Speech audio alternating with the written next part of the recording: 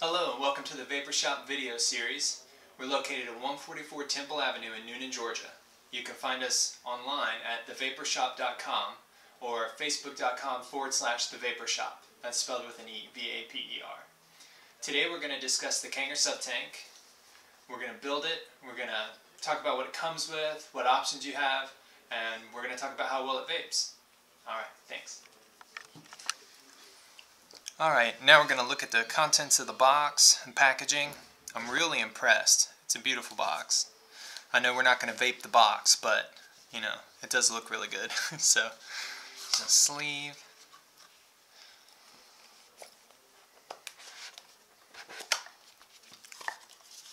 It comes with some instructions, how to soak the coil, the pre-made coils before you use them. An authenticity card.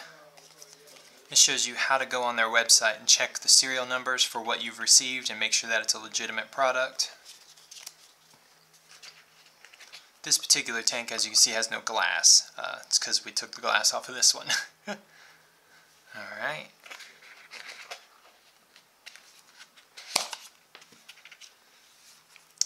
Inside here we have some Japanese cotton, as I mentioned, or will mention in another part of the video.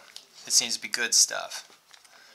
I have used it and it tastes and works the same as the stuff I already had. So you get a screwdriver with some extra pre-made coils, rebuildable coils, but already made for you. A couple of extra screws, contact screws for the deck, which are a good idea to have extras of. We have a transition ring, or a beauty ring. It goes from 22mm to 25mm. This tank is native 25mm, which is a little bigger than most mods. So screwing that on there will allow you to transition down to a smaller standard size of 22mm. In the box we also have the RBA section with the deck, the tube, and the cap part. This device comes with two pre-made coils. One's installed, and here's the other. This is the 1.2 ohm. I believe the other is the 0.5 ohm installed. And this is the top you switch to if you want to use the RBA section. So, the coils that come with this device, I enjoy using them, but I don't generally vape that way. I rebuild the RBA section, I get better flavor, I like that way better. But the coils that do come with it work well. They take less voltage than you would think. So a 1.2 ohm coil, you know, if you're at like 4 volts, it's kicking. That's a reasonably intense vape. The 0.5 ohm coil gets very hot. It's supposed to. So I don't generally like to vape that one. But there you go. Good packaging, a lot of pieces, a lot of options. I'm pretty impressed. Okay, so I'm going to assemble this device in both pre-made coil mode and RBA mode. First we'll do the pre-made coil. So, take your base,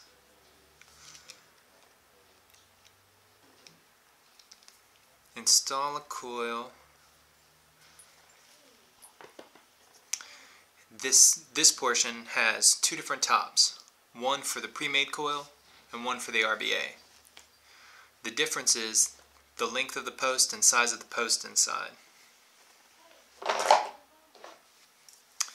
So,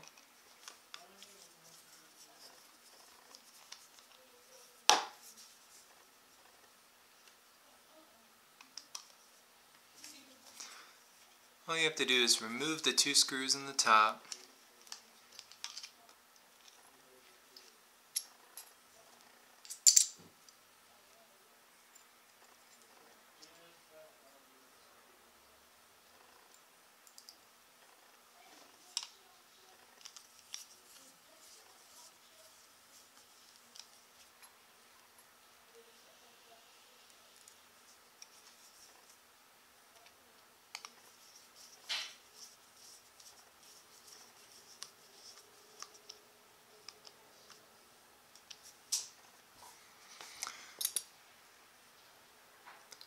glass on, you've got your coil installed, you've got the proper top piece.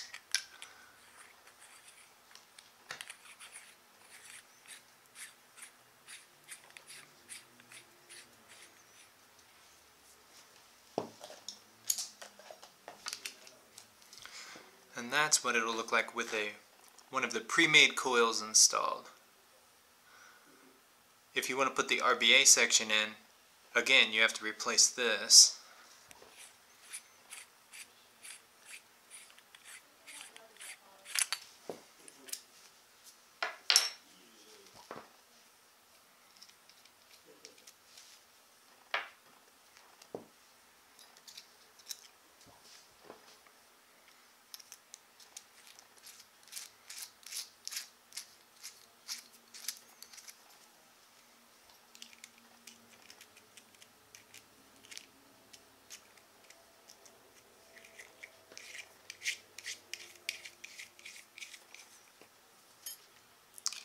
You put the RBA base in instead of the coil.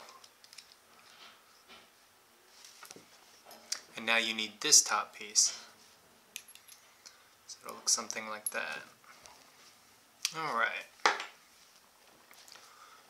So now that we have the proper top piece in, and we have the RBA section installed,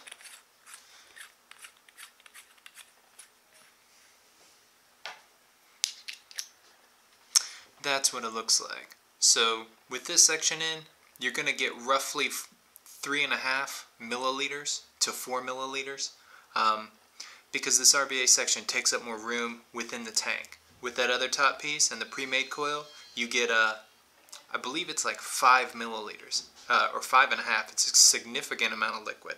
But even with this RBA section in, which is how I use it, you still have enough liquid capacity to make it through the day. For me, I'd say for most people that use this tank. So, yeah.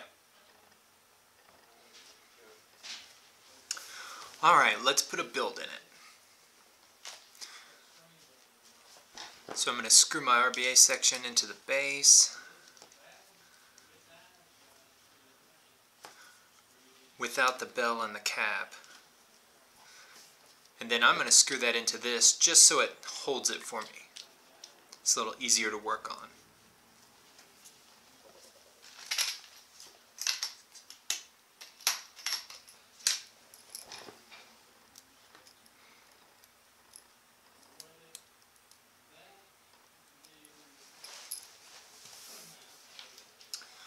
I'm using 26 gauge Kanthal, and I'm going to do a traditional coil. So instead of keeping all of the wraps next to each other, like against each other, and making what you would call microcoil, I'm going to wrap them with a little bit of space in between them. And yeah, so let's do it.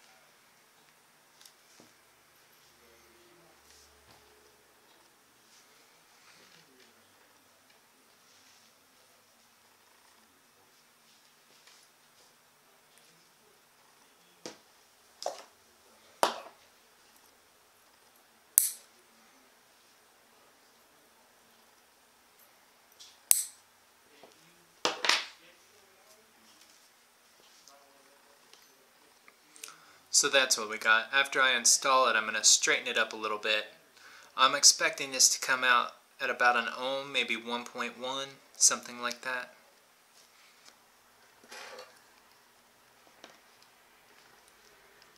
So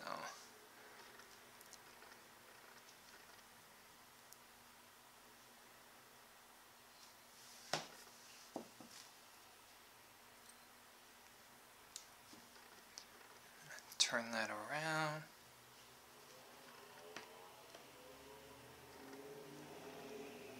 I'm kind of using my thumb to hold the coil still and using the drill bit to keep the coil straight.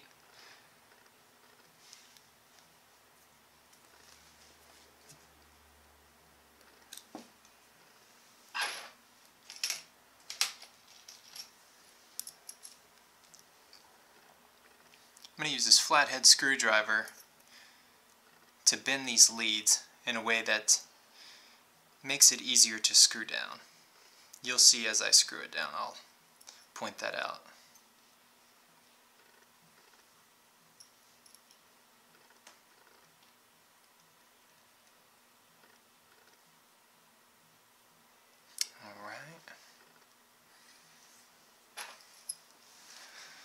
Since I use a screwdriver to bend those leads, now as I'm holding this and I pull this lead this way, it actually gets tighter around that screw, making it easier to grip, for the screw head to grip the lead. It's not a necessary step, but it's easier.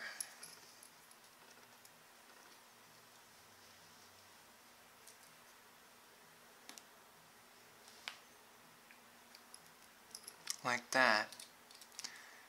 The lead didn't trap. So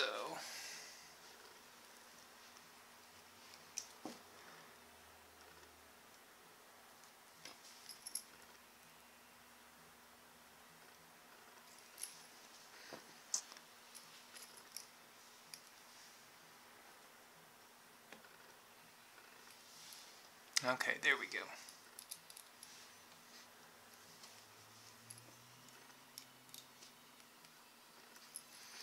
Alright. Now I'm going to bend the excess of these leads up and out of the way so I can clip them off.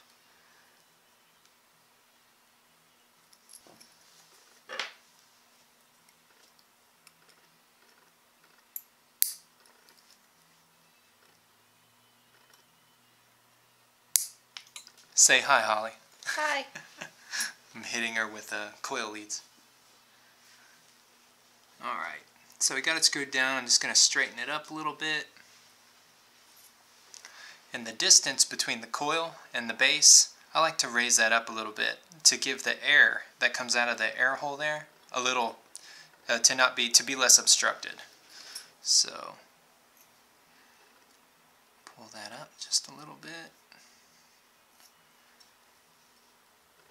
Alright.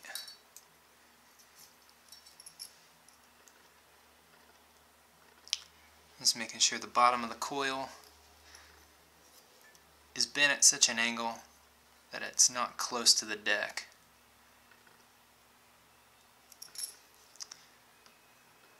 Okay.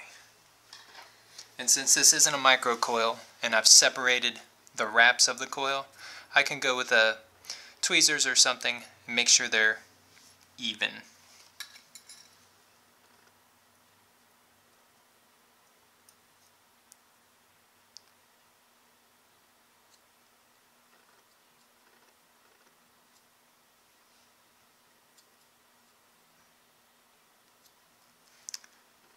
Alright, not too bad.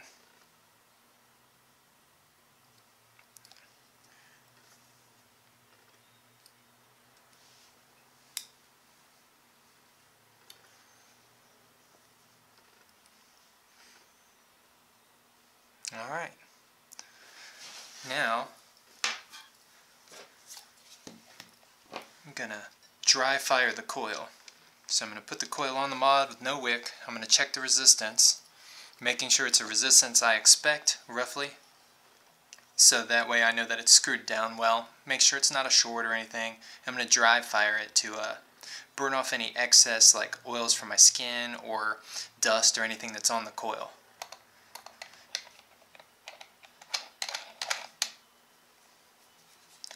So let's see. Yeah, we're at 1 ohm.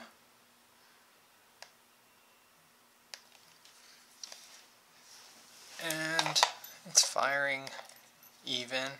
It's placed evenly. So there we go. Alright, now I'm going to wick this. That coil, even though it's not glowing anymore, is still hot. So.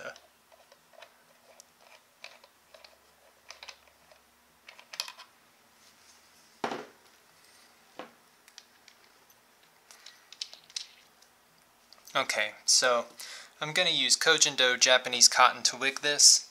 The cotton that the Kanger Subtank actually comes with is Kojindo. It's Japanese cotton. It may be a different brand, but the fibers are the same. Everything about it is the same as the Kojindo that we've been using for months. So this is the first product where I would use the cotton that comes with it.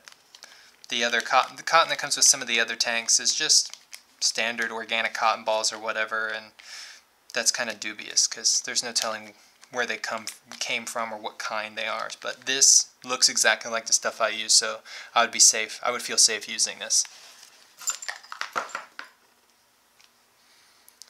Alright, so I'm just going to peel a little bit off of there.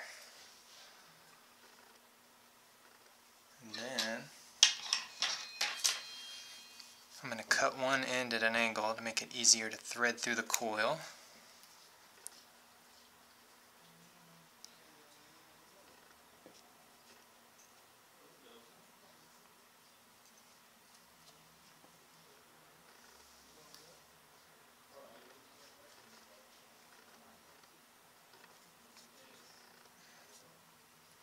Now, you want cotton in the coil, and you want it snug. You don't want it so tight in there that it stays dry in the core. So how much cotton you want to put in the coil is up to you, and it's a matter of experience as to how well it's going to wick, but there's a lot of margin for error, so it's not a big deal.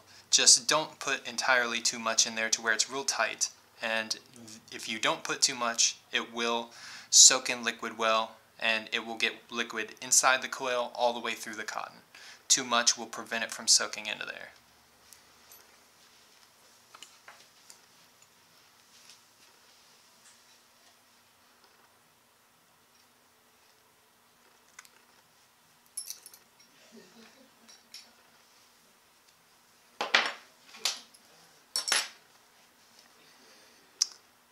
Alright, just bending those down. This cotton needs to touch that deck, but you don't need a bunch of excess.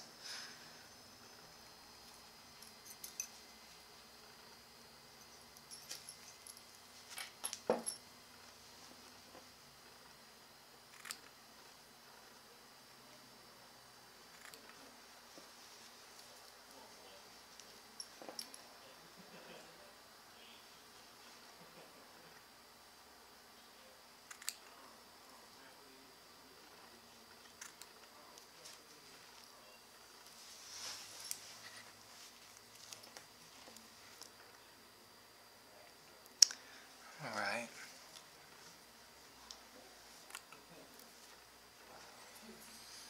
Okay. This is the cap for the RBA, or the surrounding section, and then the top or cap or chimney portion. So without this cap screwed onto here, I'm going to take this, make sure the writing is the correct side up.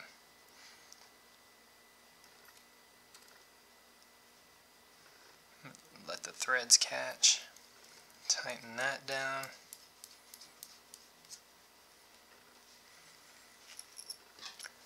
Then I'm going to take tweezers or a screwdriver or something and push my wicks down onto the right sides.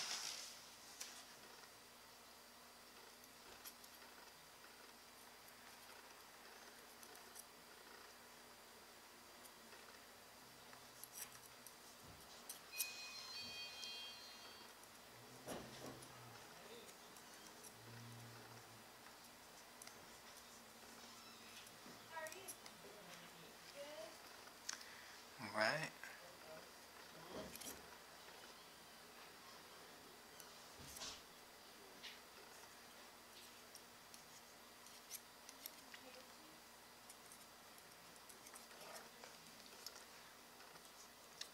Spread the cotton out a little bit.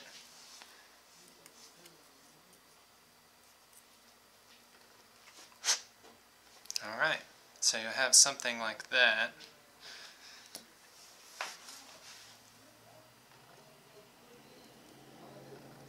Oh. Alright. Now I'm going to soak it with whatever e-liquid I'm going to use.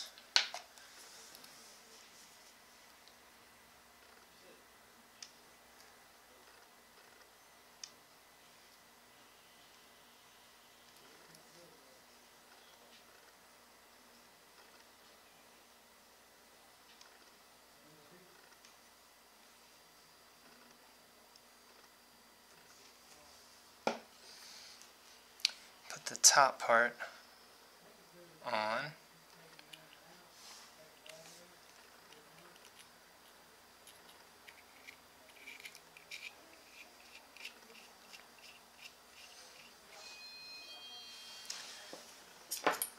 The O-ring inside of this top piece, there's a black O-ring in this one. Some of the O-rings are red, but this one happens to be black.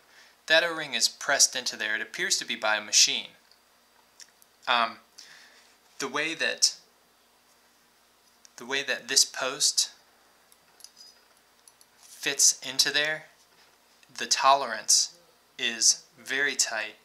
It fits perfectly, in other words. The tolerance in the manufacturing, the way that that goes down into there, it couldn't be better. I'm really impressed at how exact everything is, how tightly you tighten it, the way it was designed.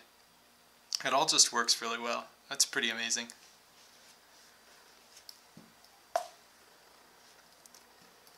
So,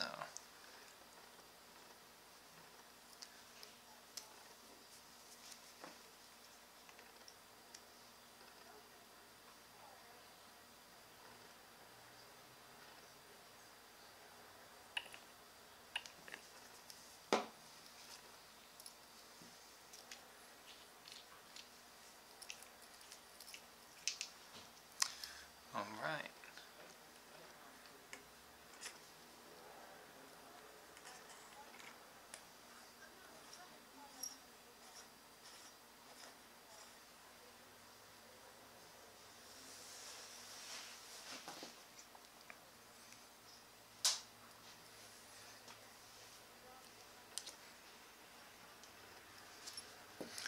And there you have it. Okay, so we built it, I vaped it. I think you should build it and vape it too. It's a really decent device. The closest thing I have to it are K-Funds, and I love the way K-Funds vape. And I would describe this as a similar vape to a K-Fund, but more air, and it's more smooth. It's not, the K-Funds aren't unsmooth, but this is a very consistent draw every time. It's probably the manufacturing. So, yeah. There are some clones of this device on the market. They're running about $25, $30, and that price point's pretty close to the price of a Subtank. You can get a Subtank for roughly $35 to $55, depending on if you're talking about online or in shops and whatnot. So the price is just too close to the clone price to go with a clone. Plus, you know, those aren't going to work as well most likely. So I would highly suggest this device. It vapes great. The flavor is killer. I love the flavor I get out of this device. Kanger is releasing a 22mm version of this device and an 18mm version of this device. I'd like to give the 22mm a try, but that's going to make the interior of the tank smaller. I'm not sure if the deck will have to be smaller. I think it will. And I don't know that I like that as much. It vapes really, really well the way it is. Good airflow, a lot of room to build in. So, yeah, I would definitely recommend the Kanger Subtank. Alright, thank you very much for watching, and we'll see you again soon.